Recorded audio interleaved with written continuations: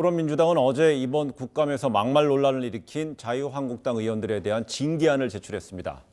한국당은 제1야당의 입에 재갈을 물린다면서 반박하는 상황으로 또 치닫고 있습니다. 네, 그러니까 민주당 의원이 여상규 의원에 대해서 이제 윤리특별위원회에 징계안을 제출을 하니까는 나경원 의원이 여기에 대해서 의회 인민재판을 하겠다는 거냐, 야당 의원한테 재갈을 물린다 이렇게 비판을 했는데요.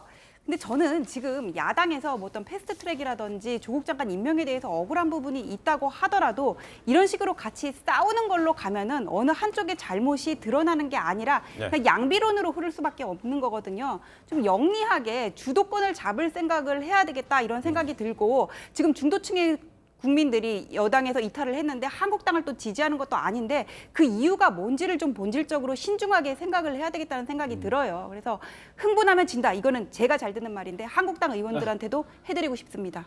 그러세요?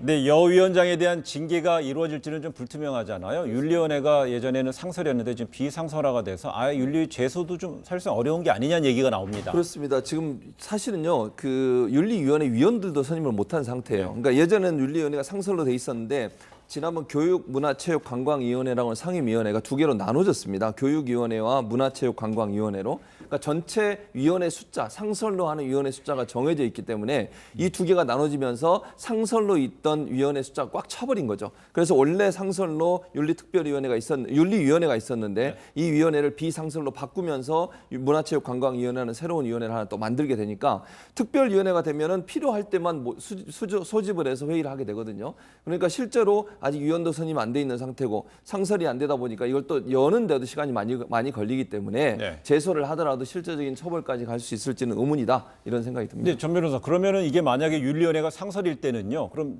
제소해서 처벌받은 의원들이 좀 있습니까? 강용석 의원 생각나세요? 아나운서 비하 발언으로 강용석 의원이 그때 30일 이내 출석 정지 아마 받았을 거예요. 그 건이 유일했고 없었어요. 왜냐하면은 국회법에 보면은 의원에 대한 징계 사유로 경고, 사과, 30일 이내에 출석 정지, 제명 이렇게 있거든요.